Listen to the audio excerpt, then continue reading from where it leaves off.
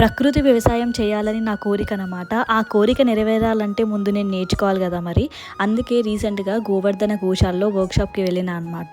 ఎంత బాగా చెప్పారంటే ప్రతిదీ కూడా ప్రకృతి వ్యవసాయం ఎలా స్టార్ట్ చేయాలి, పంటను ఎలా కాపాడుకోవాలి, అంతేకాకుండా గోవు ఎంత గొప్పది, గోవు నుంచి వచ్చే ఉత్పత్తులను మనం ఎలా తయారు చేసుకోవచ్చు, ఇలా చాలా విషయాల గురించి చెప్పారనమాట. నేను ఒకదాన్నే కాదు, నాలాంటి వాళ్ళు మరెంతో మంది ఉన్నారనమాట. వాళ్ళు కూడా అక్కడ అటెండ్ అయ్యారు ప్రోగ్రామ్కి.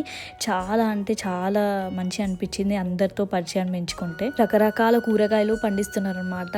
నేనైతే మిర్చిని చూసి షాక్ అయినా. ఎంత బాగా వచ్చిందంటే మొత్తం అక్కడ అన్ని మెథడ్స్లో కూడా ఫాలో అయ్యి చేస్తున్నారనమాట.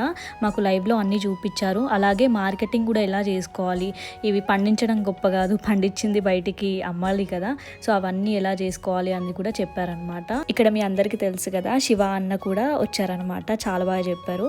వాళ్ళు చేసిన ప్రోడక్ట్స్ కూడా అన్నీ పెట్టారు. చాలా మంది తీసుకున్నారు, నేను కూడా తీసుకున్నా.